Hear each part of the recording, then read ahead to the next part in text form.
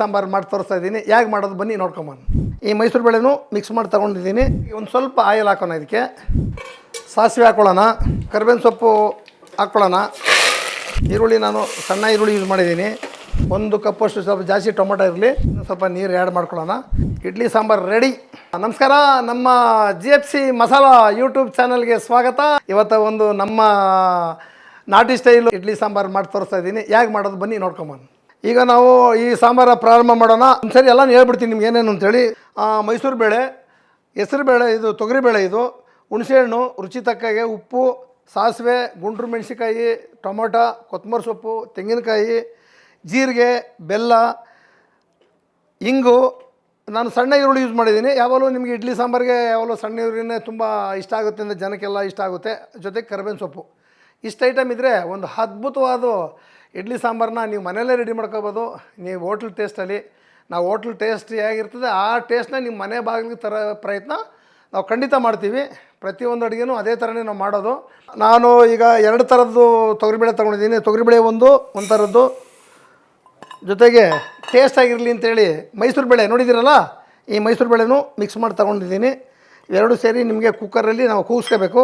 ಒಂದು ಸ್ವಲ್ಪ ಆಯಿಲ್ ಹಾಕೋಣ. ಇದಕ್ಕೆ ಹಾಕ್ಕೊಂಡು ಲಿಡ್ಡ ಕ್ಲೀನಾಗಿ ಮುಚ್ಚಿ, ಈಗ ಇದು ಕೆಲಸ ನಡೀತಾ ಇದೆ. ಇದ್ರ ಪಾಡಿಗೆ ನಾವೀಗ ಫ್ರೈ ಮಾಡೋದನ್ನ ಸ್ಟಾರ್ಟ್ ಮಾಡ್ಕೊಳ್ಳೋಣ. ನಿಮ್ಗೊಂದು 300-400 ಗ್ರಾಮ್ ಎಣ್ಣೆ ಬೇಕಾಗ್ತದೆ. 15 ಜನಕ್ಕೆ ಅಡುಗೆ ಅಲ್ಲವರ, ಹೆಚ್ಚಿಗೆ ಒಂದು 400 ಗ್ರಾಮ್ ಎಣ್ಣೆ ಬೇಕಾಗ್ತದೆ.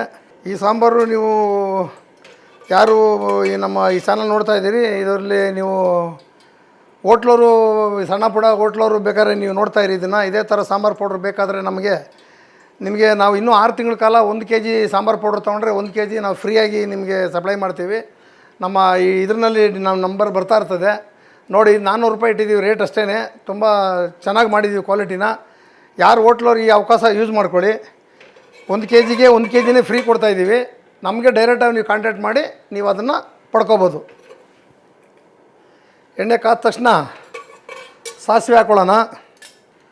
ಸಾಸಿವೆ ಒಂದು 2 ಸ್ಪೂನು ಸಾಸಿವೆ ಹಾಕಿದ್ದೀನಿ. ಸಾಸಿವೆ ಚೆನ್ನಾಗಿ ಫ್ರೈ ಆಗಲಿ. ಸಾಸಿವೆ ಸಿಡಿಯೋವರೆಗೂ ತಾಳ್ಮೆಯಿಂದ ಇರಿ. ಸ್ವಲ್ಪ ಸಾಸಿವೆ ಚೆನ್ನಾಗಿ ಸಿಡೀಲಿ. ಸಾಸಿವೆ ಸಿಡಿದಾಗಲೇ ಅದು ಅದರ ಟೇಸ್ಟ್ ಚೆನ್ನಾಗಿ ಬರೋದು. ಕರಿಬೇವಿನ ಸೊಪ್ಪು ಹಾಕ್ಕೊಳ್ಳೋಣ. ಕರಿಬೇವಿನ ಸೊಪ್ಪು ಹಾಕಿದ್ದೀನಿ. ಕರಿಬೇವಿನ ಸೊಪ್ಪು ಆದ ತಕ್ಷಣ ಜೀರಿಗೆ ಒಂದು 2 ಸ್ಪೂನು ಜೀರಿಗೆ ಹಾಕ್ಕೊಳ್ಳಿ. ಜೀರಿಗೆ ಆದ ತಕ್ಷಣವೇ ಈರುಳ್ಳಿ ಹಾಕ್ಕೊಳ್ಳೋಣ. ಈರುಳ್ಳಿ ನಾನು ಸಣ್ಣ ಈರುಳ್ಳಿ ಯೂಸ್ ಮಾಡಿದ್ದೀನಿ. ಸಣ್ಣ ಈರುಳ್ಳಿ ಗೊತ್ತಲ್ಲ,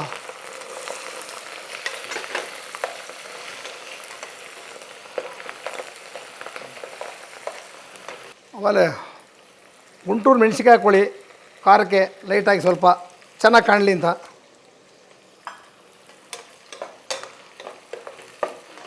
ಸ್ವಲ್ಪ ಈರುಳ್ಳಿ ಚೆನ್ನಾಗಿ ಲೈಟಾಗಿ ಫ್ರೈ ಆಗಲಿ.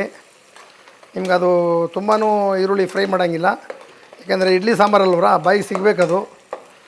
ಆವಾಗ ಅದ್ರ ಟೇಸ್ಟು ತುಂಬ ಚೆನ್ನಾಗಿರುತ್ತೆ.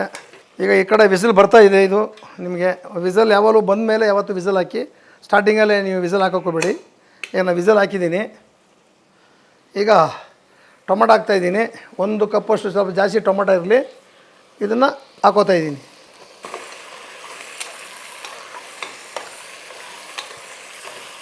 ಟೊಮೊಟೊ ಸ್ವಲ್ಪ ಚೆನ್ನಾಗಿ ನೀಟಾಗಿ ಫ್ರೈ ಆಗಲಿ. ಈರುಳ್ಳಿ ಜಾಸ್ತಿ ಸಾಂಬಾರಿಗೆ ಫ್ರೈ ಆಗಬೇಕಾಗಿಲ್ಲ. ಟೊಮೊಟೊ ಅಂತೂ ಸ್ವಲ್ಪ ಚೆನ್ನಾಗಿ ಸ್ನೈಪ್ ಆಗಬೇಕು.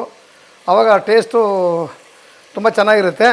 ಸ್ಟಾರ್ಟಿಂಗೇ ನೀವು ಬೇಳೆನ ಫಸ್ಟೇ ಕೆಲಸ ಪ್ರಾರಂಭ ಮಾಡೋಕ್ಕೆ ಮುಂಚೆನೇ ನೀವು ಅದನ್ನು ಕೂಗಿಸಿ ರೆಡಿ ಇಟ್ಕೊಂಡಿದ್ರೆ ಆವಾಗ ಕೆಲಸ ನಿಮಗೆ ಬೇಗ ಆಗುತ್ತೆ. ಅಷ್ಟೇ ಪಟ್ ಅಂತ ಮಾಡಿ ಮುಗಿಸ್ಕೊಂಡ್ಬಿಡ್ಬೋದು. ಇದು ಫ್ರೈ ಆಗ್ತಾ ಇರಲಿ. ಈಗ ನಾವು ಇದಕ್ಕೆ ತೆಂಗಿನಕಾಯಿನೂ ಸ್ವಲ್ಪ ಕೊತ್ತಂಬರಿ ಸೊಪ್ಪನ್ನು 2 ಸೇರಿ ಫ್ರೈ ಮಾಡ್ಕೊಂಬಂದ್ಬಿಡೋಣ.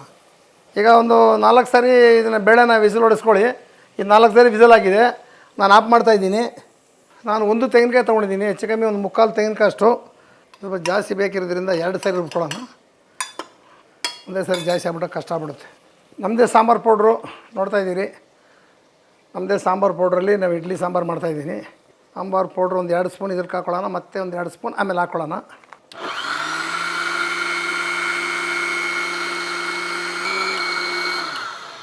ಈಗ ರುಬ್ಬಿರೋದನ್ನು ಮಿಕ್ಸ್ ಮಾಡ್ಕೊಳ್ಳೋಣ ಇದಕ್ಕೆ.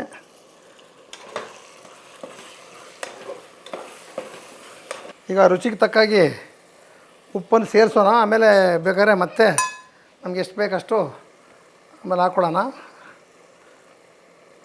ಉಪ್ಪು ಸದ್ಯಕ್ಕೆ ಸ್ವಲ್ಪ ಆ್ಯಡ್ ಮಾಡಿರ್ತೀನಿ. ಆಮೇಲೆ ನಮ್ಗೆ ಎಷ್ಟು ಬೇಕು ಆಮೇಲೆ ನೋಡಿಕೊಂಡು ಹಾಕ್ಕೊಂಡು ಇದು ಮಾಡ್ಕೊಳ್ಳೋಣ. ಈಗ ನೋಡಿ, ಈ ಥರ ಒಂದು ಗ್ರೇವಿ ಥರ ಆಗೋಯ್ತು ಇದು. ಕೊತ್ತಂಬರಿ ಸೊಪ್ಪು ಫ್ಲೇವರ್ಗೆ ಸ್ವಲ್ಪ ಕೊತ್ತಂಬರಿ ಸೊಪ್ಪು ಹಾಕ್ಕೊಳ್ಳೋಣ. ಇದಕ್ಕೆ ಬೇಳೆ ಆ್ಯಡ್ ಮಾಡಿಬಿಟ್ಟು ನಮ್ಮ ನೀರು ಇಸ್ಕೊಂಡು ಇನ್ನು ರುಚಿಗೆ ಏನೇನು ಬೇಕೆಲ್ಲ ಆ್ಯಡ್ ಮಾಡಿದ್ರೆ ನಿಮ್ಗೆ ಆಟೋಮೆಟಿಕ್ಕಾಗಿ ಇಡ್ಲಿ ಸಾಂಬಾರು ರೆಡಿ. ಈಗ ಈ ಕಡೆ ಇದು ರೆಡಿ ಆಗ್ತಾಯಿದೆ. ಈಗ ಬೇಳೆ ಆಗಿದೆಯಾ ಅಂತ ಏನು ನೋಡೋಣ. ನೋಡಿಬಿಟ್ಟು ವಿಸಲ್ ಕಡಿಮೆ ಆಗಿದೆ.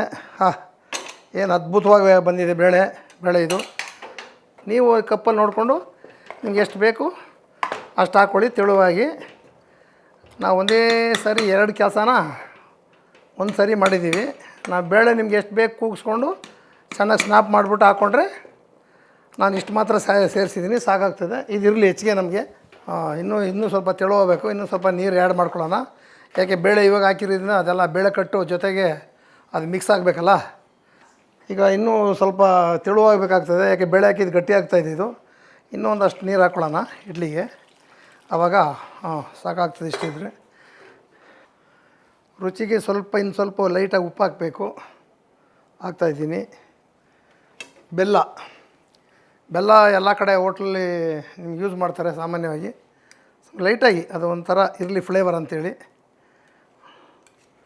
ಸ್ವಲ್ಪ ಜಾಸ್ತಿ ಬೇಡ, ಇಲ್ಲಾಂದರೆ ಸಿಹಿ ಹೊಡೆದ್ಬಿಡುತ್ತೆ. ಅಷ್ಟು ಹಾಕ್ಕೊಳ್ಳೋಣ. ಒಂದು 50 ಗ್ರಾಮ್ ಅಷ್ಟೊಂದು ಇಟ್ಕೊಳ್ಳಿ. ಇಷ್ಟು ಸಾಂಬಾರಿಗೆ ನಿಮ್ಗೆ ಎಷ್ಟು ಬೇಕು ಅಷ್ಟು ನೋಡಿಕೊಂಡು ನೀವು ಯೂಸ್ ಮಾಡ್ಕೊಳ್ಳಿ. ಹುಣಸೆಹಣ್ಣು ಇನ್ನೇನು ಲಾಸ್ಟಲ್ಲಿ ಅಡುಗೆ ಕ್ಲೋಸ್ ಆಗೋ ಟೈಮಲ್ಲಿ ಸ್ವಲ್ಪ ನೀವು ಹುಣಸೆಹಣ್ಣು ಆ್ಯಡ್ ಮಾಡಬೇಕು.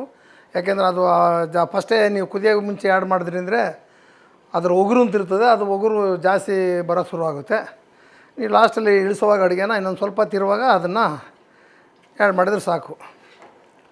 ಸಾಂಬಾರು ನೋಡಿ ಇಷ್ಟು ಕರೆಕ್ಟಾಗಿದೆ ಇದು. ನಿಮಗೆ ತುಂಬ ಗಟ್ಟಿಯಾಗೂ ಇಲ್ಲ. ಕರೆಕ್ಟಾಗಿ ಇಡ್ಲಿಗೆ ಕರೆಕ್ಟಾಗಿದೆ ಇದು.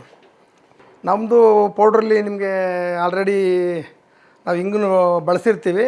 ನಿಮ್ಗೆ ಅಡಿಷ್ನಲಾಗಿ ಸ್ವಲ್ಪ ಬೇಕಾದಾಗ ನೀವು ಇದನ್ನು ಸ್ವಲ್ಪ ಆ್ಯಡ್ ಮಾಡ್ಕೊಳ್ಳಿ. ನೀವು ಹಿಂಗು ಉಪಯೋಗಿಸೋದ್ರಿಂದ ಜೀರ್ಣಶಕ್ತಿ ಅಂಥವು ಏನೋ ಇದ್ದರೆ ಅದು ಬೇಗ ಜೀರ್ಣ ಆಗುತ್ತೆ. ಹೆಲ್ತಿನೂ ಕೂಡ ಅದು. ಪ್ರತಿಯೊಬ್ಬರು ಅಡುಗೆನಲ್ಲೂ ಹಿಂಗೆ ಯೂಸ್ ಮಾಡಿ, ಹೆಲ್ತಿಯಾಗಿರ್ತೀರ. ಗ್ಯಾಸ್ಟ್ರಿಕ್ಕು ಅಂಥವು ಏನೋ ನಿಮಗೆ ಪ್ರಾಬ್ಲಮ್ ಇದ್ದರೆ ಅದು ನಿಮ್ಗೆ ಅದು ಕಡಿಮೆ ಮಾಡುತ್ತೆ, ಖಂಡಿತ ಕಡಿಮೆ ಮಾಡುತ್ತೆ. ಫಸ್ಟ್ ಕ್ಲಾಸ್ ಒಂದು ಸಾಂಬಾರು ಮಾಡಿ ತೋರಿಸಿದ್ದೀನಿ. ಇವೆಲ್ಲ ಮಾಡಬೇಕಾದ್ರೆ ಏನು ರೀ ನಾನ್ ವೆಜ್ ಅಡುಗೆರು ನೀವು ವೆಜ್ಜಿಗೆ ಬಂದುಬಿಟ್ಟಿದ್ದೀರ ಅಂತ ನೀವು ತುಂಬ ಜನ ಪ್ರಶ್ನೆ ಮಾಡ್ಬೋದು. ಇದು GFC ಕಂಪ್ನಿನವ್ದೀಗ ಫುಲ್ಲು ಜಗತ್ತಲ್ಲೇ ಹೊರಹೊಮ್ಮಿದೆ.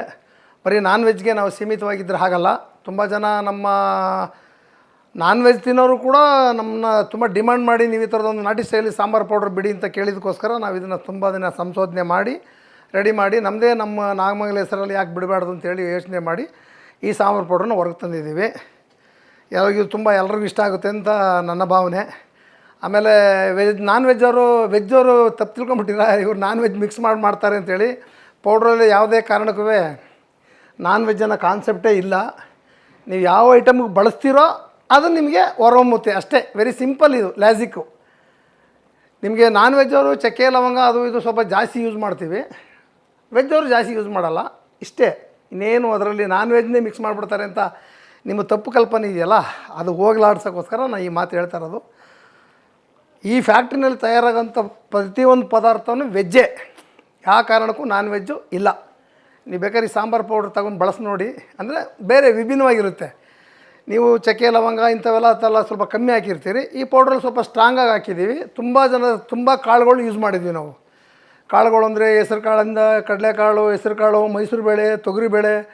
ಈಗ ವೆಜ್ನವ್ರು ಏನು ಮಾಡ್ತಾರೆ ಅಂದರೆ ತೊಗರಿಬೇಳೆ ಒಂದೆರಡು ಬೇಳೆ ಮಾತ್ರ ಇದು ಮಾಡ್ತಾರೆ. ನಮ್ಮ ಪೌಡ್ರಲ್ಲಿ ನಿಮ್ಗೆ ಒಂದು 5-6 ಥರ ಕಾಳೇ ಯೂಸ್ ಮಾಡಿದ್ದೀವಿ. ಹೆಸರು ಕಾಳು ಯೂಸ್ ಮಾಡಿದ್ದೀವಿ, ಕಡಲೆಕಾಳು ಯೂಸ್ ಮಾಡಿದ್ದೀವಿ, ತೊಗರಿಬೇಳೆ ಯೂಸ್ ಮಾಡಿದ್ದೀವಿ, ಮೈಸೂರು ಬೇಳೆ ಯೂಸ್ ಮಾಡಿದ್ದೀವಿ, ಉದ್ದಿನಬೇಳೆ ಯೂಸ್ ಮಾಡಿದ್ದೀವಿ. ಈ ಥರ ತುಂಬ ಕಾಳುಗಳನ್ನ ಯೂಸ್ ಮಾಡಿರ್ತಕ್ಕಂಥ ಒಂದು ಸಾಂಬಾರು ಪೌಡ್ರ್ ಇದು. ಇದಕ್ಕೆ ನಾಟಿ ಸ್ಟೈಲ್, ನಾಗಮಂಗಲ ಸ್ಟೈಲ್ ಅಂತ ಹೇಳ್ತಾರೆ. ಬರೀ ಬೇಳೆ ಹಾಕ್ಬಿಟ್ಟು ಬೇರೆ ಇಂಗ್ರೀಡಿಯನ್ಸ್ ಎಲ್ಲ ಹಾಕಿ ಇದು ಮಾಡಿದ್ರೆ ಅದು ಮಾಮೂಲಿ ಎಲ್ಲರ ಕಡೆ ಸಿಗುವಂಥ ಸಾಂಬಾರು ಪೌಡ್ರ್ ಇರ್ತದೆ. ನಮ್ಮದು ಒಂದು ವಿಭಿನ್ನವಾಗಿರಲಿ ಅಂತೇಳಿ ನಾವು ಅದನ್ನು ಮಾಡಿದ್ದೀವಿ. ನಮಗೂ ಬೇರೆಯವ್ರಿಗೂ ಎಲ್ಲ ಈಗ ನೀವು ಕಬಾಬ್ ಪೌಡ್ರೇ ತೊಗೊಳ್ಳಿ, ನಮ್ಮ ಹತ್ರ ನಮ್ಮದೇ ಬೇರೆ, ಮೊಟ್ಟೆ ಹಾಕೋಂಗಿಲ್ಲ ಏನಿಲ್ಲ, ಬರೀ ಶುಂಠಿ ಬೆಳ್ಳುಳ್ಳಿ ಪೇಸ್ಟ್ ಹಾಕಿ ಮಾಡೋದು. ಪ್ರತಿಯೊಂದೂ ನಮ್ಮ ಪ್ರಾಡಕ್ಟಲ್ಲಿ ವಿಭಿನ್ನತೆ ಇದೆ. ಅದ್ಭುತವಾದ ಒಂದು ಇಡ್ಲಿ ಸಾಂಬಾರು ರೆಡಿ. ಹೇಗಿದೆ ಅನ್ಬೇಡಿ, ನಿಮಗೆ ಇಂಥದ್ದು ಇಡ್ಲಿನ ಇನ್ನೂ 2 ತಿನ್ನೋಣ ಅನಿಸ್ಬೇಕು, ಆ ಥರ ಇದೆ. ಇದಕ್ಕೆ ಲಾಸ್ಟಲ್ಲಿ ನಾವು ಹುಣಸೆಹಣ್ಣೆಲ್ಲ ರೆಡಿ ಇದೆ, ಹಿಂಡಿ ಒಂದು ಸ್ವಲ್ಪ ಹುಣಸೆಹಣ್ಣು ಹಾಕ್ಕೊಳ್ಳೋಣ, ಸಾಕು. ಹುಣಸೆಹಣ್ಣು ಹಾಕ್ಬಿಟ್ಟು ರೆಡಿ ಮಾಡಿ ಇಳಿಸಿದರೆ ಆಗೋಯ್ತು, ಇಡ್ಲಿ ಸಾಂಬಾರು ರೆಡಿ. ಎದುರುಗಡೆ ನಮ್ಮ ಸ್ನೇಹಿತರುಗಳೆಲ್ಲ ಇದ್ದಾರೆ, ಅವರೆಲ್ಲ ತಿಂದು ನೋಡಿ ಏನು ಹೇಳ್ತಾರೆ ಅವರು, ಯಾವ ಥರ ಟೇಸ್ಟ್ ಅಂತೇಳಿ. ಇದೇ ಫಸ್ಟ್ ಟೈಮ್ ನಾನು ಮಾಡಿ ತೋರಿಸಿರೋದು ಸಾಂಬಾರು, ಇಡ್ಲಿ ಸಾಂಬಾರನ್ನ. ನಮ್ಮ ಸಾಂಬಾರು ಪೌಡ್ರು ಬಿಡುಗಡೆ ಆದಮೇಲೆ ಇದೇ ಫಸ್ಟ್ ಟೈಮಲ್ಲಿ ನಾವು ನಮ್ಮ GFC ಚಾನಲಲ್ಲಿ ಮಾಡಿ ತೋರಿಸಿದ್ದೀವಿ. ಎಲ್ಲ ಈಗ ರೆಡಿ ಇದೆ, ಕರೆಕ್ಟಾಗಿದೆ. ನಾನು ಟೇಸ್ಟ್ ಮಾಡೋ ಸಮಯ ಬಂದಿದೆ, ಟೇಸ್ಟ್ ಮಾಡಿಬಿಡೋಣ. ಇಡ್ಲಿ ಹಂಗೆ ಮಲ್ಲಿಗೆ ಹೂ ಥರ ಇಡ್ಲಿ ಮಾಡಿದ್ದೀನಿ. ಇಡ್ಲಿ ಮಾಡೋದನ್ನು ಮುಂದೆ ನಾನು ಹೇಳ್ಕೊಡ್ತೀನಿ ಹೇಗೆ ಅಂಥೇಳಿ. ಈಗ ಸಾಂಬಾರಂತೂ ಮಾಡಿದ್ದೀನಿ, ಟೇಸ್ಟ್ ಮಾಡ್ತಾಯಿದ್ದೀನಿ.